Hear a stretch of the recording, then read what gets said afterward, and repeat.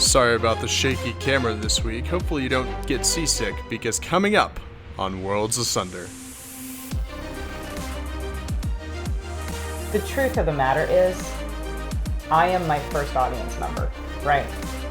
So I know how I'm going to respond to something.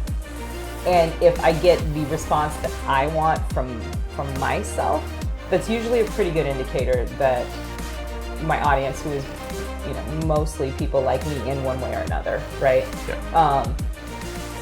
That they're going to have a similar response, or at least in the neighborhood, right? The stories we've read capture our attention and immerse our minds in settings of all kinds to bring us the spectrum of feelings and deliver the tale of tales to our starving psyches. Whether it's medieval-style fantasy with mages and knights, or hard sci-fi takes on the future of space colonization, or thrillers set in your backyard, world building is the foundation that holds up the narrative, the glue that keeps it from unraveling as readers follow the journey you laid out for them, all to make the stories jump from the pages and burn themselves into our memories. Welcome, weary writers, to Book Career in a Year's network of podcasts.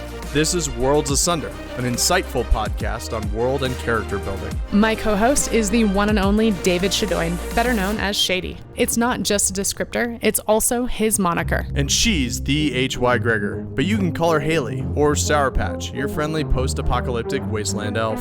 We know.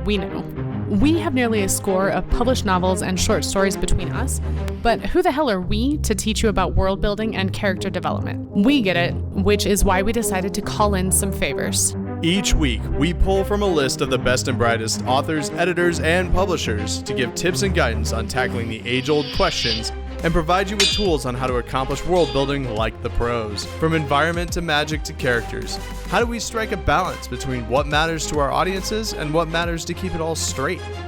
Open up your ear holes and your minds and get ready for us to tear Worlds Asunder. So, if you're ready, just knock and enter. Ready.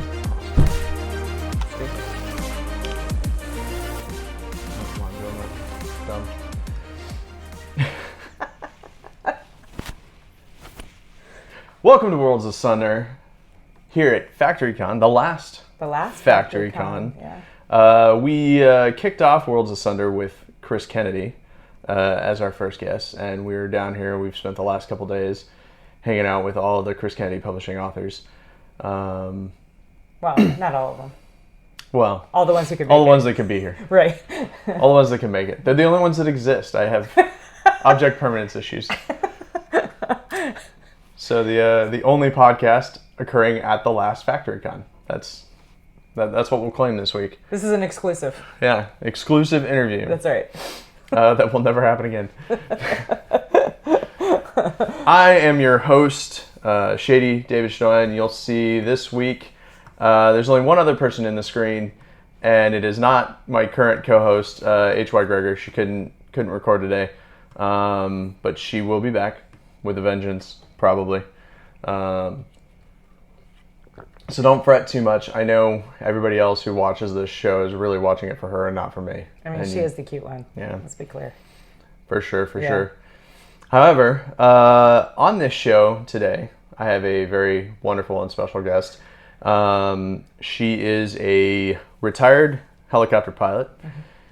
Twice retired helicopter pilot. Yeah. She has written... you've written alt history, you've written fantasy of all kinds, you've written sci-fi, but the things that you are most known for is the way you write your characters and being able to punch people in the gut with those characters. Not literally.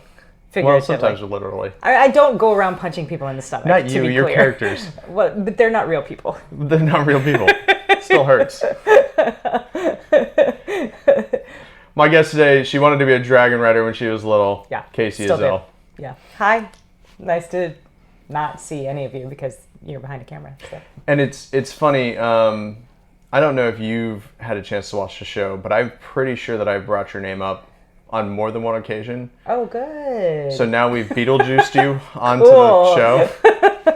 Awesome. I will try to live up to that. So yeah. As my inspiration for getting into writing and for being my constant co-author. Inspiration. There you go. Yeah. Also known as I was being nice. Kidnapper. Yeah. Coercive force. Yeah. But thank you for of course. saying nice things about me behind my back. I appreciate that. Yeah, you know. It's about the only time I say nice things. I know, right? Behind people's back. Everybody thinks I hate them until they watch a show that they weren't on. Right. Yeah. It's a twist. Yeah. Shady talks shit in front of people and then says nice things behind their back. It's absolutely. Yeah. Absolutely. Yeah. Well, the reason I brought up the kind of the characters and the gut punch stuff is because we did bring you on here today to talk a little bit of character building. Yeah. And the first one I want to bring up is the Psyche of War series. Or really, this is kind of where that question is coming from. You wrote a couple characters who have a very emotional journey that people can either relate to or not. Some of us can relate to because we've gone through the military training thing. We've understood where a lot of it drew from. But you do a really good job of creating a character that even if you haven't, your audience understands that character's motivations. Well, thanks. So when you go to push a character like that, somebody that's really complex, because your second book, aptly named, right, The World Asunder. World Asunder, yep. Who we swear we didn't steal the title from. I was here first. You were. Just for the record. You were. But you took essentially your antagonist, who's not necessarily a bad guy, right? They might have been the bad guy in the first book, but not a bad guy. I mean, she was a Nazi. She was a Nazi. That. Yeah. But you made it. You gave her a journey too. Yeah. Right. Where do you start when you're building a character that you're trying to kind of be able to relate to everybody? So, I feel a little bit like David Banner in the Marvel movies here. My secret is that I'm always angry. No, my secret is that I want all of my characters to be that relatable. Because in my head, a character is not interesting unless they are relatable. And the purpose of doing that is the kind of fiction I write, very character-driven fiction, right? So the thing that is moving the story forward is always going to be, in my books, the actions, decisions, and ultimately the thought processes and emotions of the character, right? Like if you get down to like causal factors, to borrow a term from our shared Air Force experience. So those things have to be represented, they have to be real, and they have to be understandable to anyone who might be reading them, right? Yeah. I drew a lot of inspiration from, and I always misquote this, and I know someone very smart said it, and I am a terrible person for not remembering specifically which smart person said this, but someone once said, and it was very pithy, that every villain is the hero of their own story, and that made a huge impact on me, right? Because if you think about it, it's true. And sort of the corollary to that then, if you extrapolate it a little further, is that every hero is probably the villain of someone else's story. And one of the recent really great illustrations of that is the show Cobra Kai, right? So I saw the original Karate Kid when I was a kid, because that's how old I am. And, you watch it and you see, Daniel, and you see Johnny, and Johnny is this rich kid with blonde hair, and, he's a black belt in karate, and he's good looking, and he and his buddies try to jump Daniel, and they beat him up and all this kind of stuff. And you think of him as the bully the entire time. The reason I fell in love immediately, and it's campy, right? Like, it's an 80s movie. It's so campy. Yeah. But, and I was always like, I liked the movie as a kid, but it was never like, oh, I love the Karate Kid. You know what I mean? Yeah. But when I saw the first season of Cobra Kai, and it's done from Johnny's perspective, and there's this, I forget who he's talking to, but he's talking to someone, and he's talking about Daniel, who, they're adults at this point, and Daniel's a successful car dealer or whatever, and he's like, I hate that guy. He basically made my entire life miserable in high school. He beat me up, he stole my girlfriend, and you think about it, and all of those things are true and represented in the movies, but they're but you're not used to thinking about them in those terms because it's always been presented from Daniel's point of view. So that to me just really illustrated that like really great characters are multi-dimensional, which, okay, you know, newsflash there. Like we've always known that. We talk about how we don't want to write cardboard characters or two-dimensional characters. So fair enough. But how do we do that? And the answer is, at least for me, the answer for creating a multi-dimensional character is to give them motivations that are understandable to the audience, that sometimes conflict, but that can show, that makes sense from their point of view, but perhaps don't make sense from their antagonist's point of view, if that makes sense. Or if they don't make sense, they seem bad, right? If we're going to put labels like good and bad on certain actions, yeah. One of the classic examples of kind of flopping it, right? So every villain is a hero in their own story came out of the writer's strike back in 2008, 2009, or maybe it was 2010. The Dr. Horrible sing-along blog, right? They flipped that on its head and gave you a show from the perspective of what was supposed to be the villain. And then, of course, you have kind of the jerk Captain Hammer, who has some great moments, but at the same time, like he was kind of easy to root against from that point of view. And so now it's always made me wonder if they go back and refilm it from Fillion's side, like what would that look like? Would the scenes alter? Right. Yeah. Right? Yeah. It's interesting to think about for sure. You know, and I mean, you mentioned my Psyche of War books. So in the first book, the main character is an American aircrew woman, which wasn't a thing in the context that I wrote, but that's why it's alternate history, right? So so she's flying on the B-17s, and that story is very much my love letter to military aviation history. And then she ends up basically being chased throughout occupied Europe by a German woman, a German psychic, who is, you know, working with first a group of Fallschirmjäger and then, you know, kind of on her own. And this is a woman, she's an SS Oberhelfer. Like she was trained by the Nazi regime to use her psychic abilities in the story. And I kind of wanted to see if I could do it, right? I kind of wanted to see if I could take someone that was, I mean, you know, we think the Nazis are the ultimate irredeemable in our pop culture consciousness, right? And not just pop culture, but in our sort of shared cultural consciousness because of the events of you know, the wars of the 20th century. And it's almost a cliche that, you know, if your bad guy's a Nazi, oh yeah, of course they're a Nazi, they're a bad guy.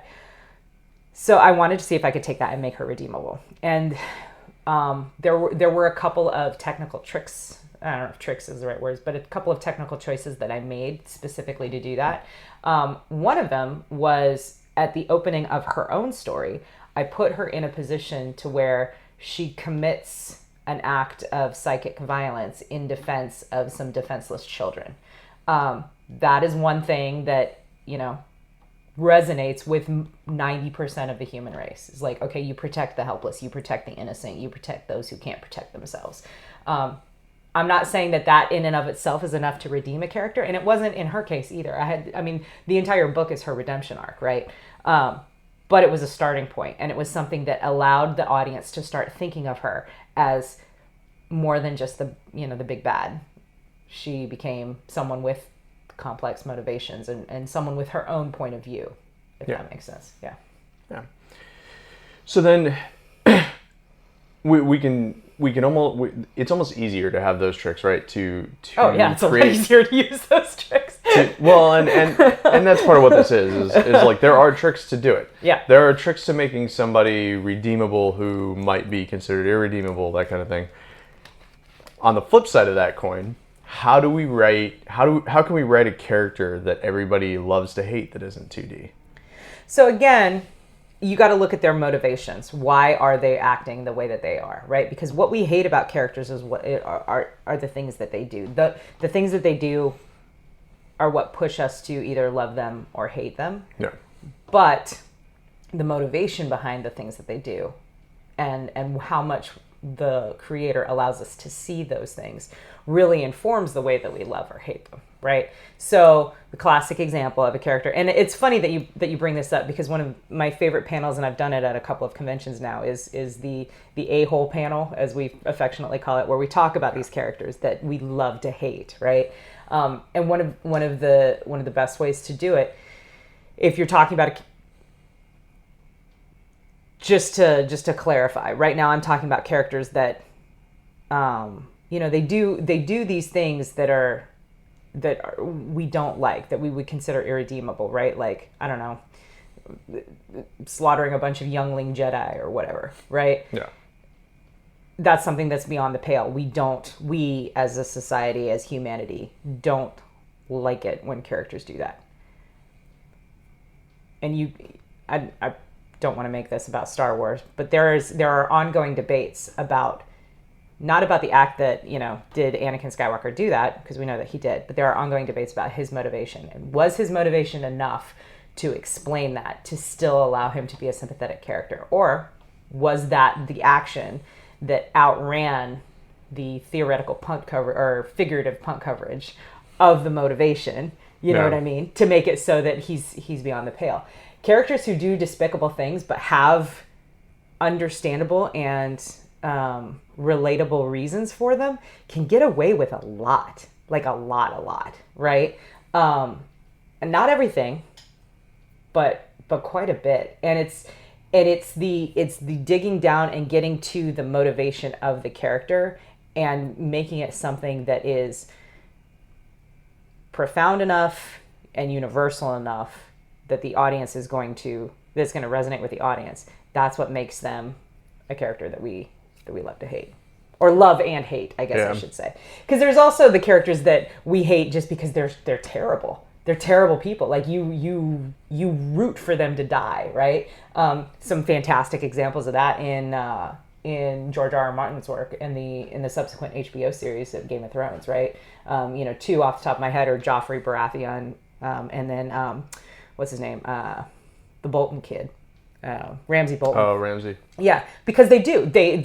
They're horrendous little psychopaths who just torture people because they can, right? Their motivation is not something. It's not like, oh, I'm doing this as revenge for anybody. There's no connection in the motivation. Their motivation is because it's fun, right? And so that's what we use. That's something that we collectively tend to put in the despicable category, and makes it so that, like, we root for something terrible to happen for these characters. We cheer when, spoiler alert for a 10-year-old series, we cheer when Joffrey, like, drinks the poison wine and chokes on it at his own wedding. And then we cheer when we find out, that Olenna Tyrell is the one who did it and claims it and is proud of it. Because we sympathize with her, because her motivations, she poisoned a teenage boy. That's pretty freaking despicable on his wedding day. And he's a king. All of those things are despicable. But we cheer for her because her motivations made sense. Because he was not going to be a good ruler. He was not going to be a good husband to her granddaughter. He was not going to be good for anybody. So she did what, in our eyes as the audience, she had to do. And that's what makes us identify with her and cheer for her and resonate with her. It's all about the motivation. Yeah, and I was gonna say, you kind of beat me to the punch a little bit, but sorry. You're good. Back to the Vader example, right? Mm-hmm. Vader is a bad guy that we love to hate because he has some really amazing scenes in the original series, and then they managed to pull some of those back down the road. But on the flip side, Sidious, nobody wants to see more of him, right? And it's not because we think he's a terrible character in general, like that we just don't want to see him in the movies. Leaving the sequelogy out, but the fact that you don't want to see him redeemed. You want him to be the guy that Vader turns on, and they do so well about making him that completely hateable character where you don't even. Every time you see him, you're just like, why? Why do you still exist? Why is somebody not turned on you yet? Yeah, for sure. And one of the things, so True confession. I absolutely adored Darth Vader as a kid. Before the prequels came out, before the sequels came out, just the original trilogy, I was obsessed with Darth Vader. I walked down the aisle to my wedding on my father's arm to the Imperial March because I loved that original series, and I loved the character of Darth Vader. And Darth Vader in the original was the extreme bad guy until his redemption arc. The entire, you could argue that the entire original trilogy is a Darth Vader redemption arc. And that's one of the things that we also love, is we love the despicable characters who manage to experience a redemption it's got to be through their own actions, but usually it's with also the help of other characters, right? And the situations at hand. So Jamie Lannister. So speaking of things that piss me off, Jamie Lannister's redemption arc had the potential to be just chef's kiss good. And in the rush to close everything out, which I understand existed for economic and other reasons, in the rush to close everything out in the last series, that was one of the things that hurt my personal feelings, was the fact that they basically said, yeah, never mind, and just had him not complete that redemption arc. You're going to argue with me, but you can be wrong. It's okay. Yeah. I would say that Jamie Lannister was one of those where they set you up. They set him up from kind of like, not even the second season, halfway through the first season, right? He does the unspeakable thing. He pushes Bran out the window for love. For a love that's supposed to be, absolutely disgusting. And to me, it's one of those where he is the definition of not being able to complete the redemption arc because of the choices he makes down the road. And I think while I really rooted for him at a certain point, I think there is something to be said for the fact that they close that down when he starts making some other choices, because the main piece is Cersei's influence. He was getting redemption when he didn't have her influence. Right. And when it was back, he couldn't. Sure. Yeah. Sure. Okay. So yes. So I understand what you're saying, and Martin hasn't written to that point in the series, so it's entirely possible that that's his plan, is to show him as a failed redemption arc. Yeah. Which again is sad, because we love redemption arcs, right? Like we cheer for those. We cheer for the bad guy who comes back and does the right thing or makes the noble sacrifice or whatever. Yeah. Cersei is another character that I think there was a great potential there for her as someone that we love to hate. Martin did a better job of this in the books than I think that the series did. And again, this could be easily laid at the fact of changing formats, right, between the written word and the visual TV show series format. But Cersei's motivation from the beginning in the books was always, it was all about her children. Yep. Everything she did was to protect and advance the cause of her children, which again is something that we as humans respond to, right? I mean, I use that all the time in my narratives because I'm a mom, and so it's something that's very very close to my own personal motivations for everything that I do. Yeah. So that resonated with me, and I think it would have been cool to see that played up a little bit more in the show, because the way that they ended up doing it, and I think they tried to do it, but the way that they ended up doing it, it was like she was focused solely on Joffrey until Joffrey was dead, and then she was focused on Tommen. Yep. And so it became less about her children and more about her connection to power, which, to be fair, was also important to her in the books, but it wasn't her prime motivator. Her prime motivator was always the cause of her children. And if we could have seen that was the case for all three of her children the whole time, but again, that's very difficult. That's a very difficult thing to show in the visual format, because as opposed to the written one where you can actually see inside the character's head. Yeah. So that leads us a little bit to, we got into some very specific examples, but the motivations of characters. And then we talk about love to hate, love to love. Those are the kinds of characters that, we start to see the audiences resonate with, so much so that we start seeing cosplays. Oh, yeah. Right? Yeah. So there is this thing, and people may be wondering, why am I talking about character building on a world building podcast? Well, it is a part of your world. It is a piece 100%. that has to be built. And so it's a good thing to talk about, because finding the motivations, which is the key piece there, and finding which motivations are going to get the response you want, but mixed with a particular set of actions, drives that, the root word of fanatical response to those characters that then drags out, there's still brown coats out there constantly, right? Yeah. There are still Star Trek, Star Wars characters constantly cosplayed. And you see that with animes now too, where even some of the newer animes will catch characters right away. Oh, yeah. So how do you go about, what tools do you use to kind of pair the motivations and the actions? And do you know what kind of response you're going to get, or are you guessing? And I kind of know. So the truth of the matter is, I am my first audience member, right? So I know how I'm going to respond to something. And if I get the response that I want from myself, that's usually a pretty good indicator that my audience, who is, mostly people like me in one way or another, right? Yeah. That they're going to have a similar response, or at least in the neighborhood, right?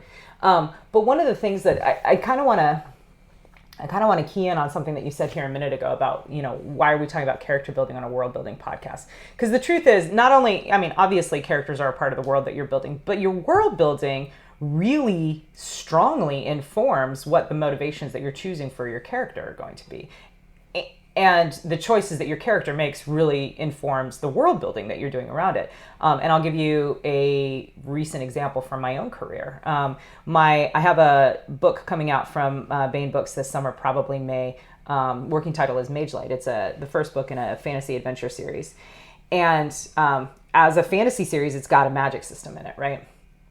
And when I was going through developmental edits with Toni Weisskopf, who's she's the publisher at Baen Books, she asked me a bunch of questions about the world building and about how the society functioned. Because the truth is, when you have the ability to do magic, that's going to change the way society functions in a lot of ways, right? You could argue all ways, but certainly in some very visible ways. And in this particular case, one of the themes that kind of runs through this story is that of like family dynamics, and because that's something I love to play with, family dynamics and inheritance, and who has babies and who doesn't have babies. And so in the world building is where I had to find kind of the root of some of those answers of, okay, well, why don't sorceresses tend to have children? Is it because they're practicing magic? Is there something about the magic system that makes it difficult for them to have children?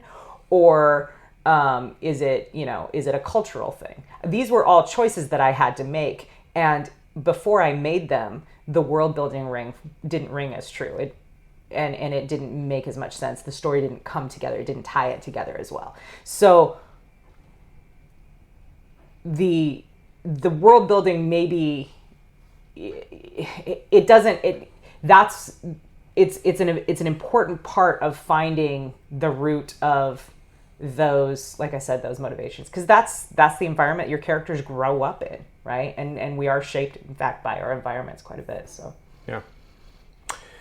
So we're doing this in person, so we don't have a share screen ability. Sorry. Which is fine. We'll link to some of these things in the show notes, and probably down the road when we do another character building episode, we'll be able to pull some of this stuff up. But what tools do you use to help you keep track of all this? Oh, good question. So it varies by project, honestly. For for my space opera series, of which you've written stories in, and I hope to see more from you in, I actually use World Anvil. I have a World Anvil Pro account and a continuity editor that works with me on that to kind of keep track of those things and creates character sheets and stuff.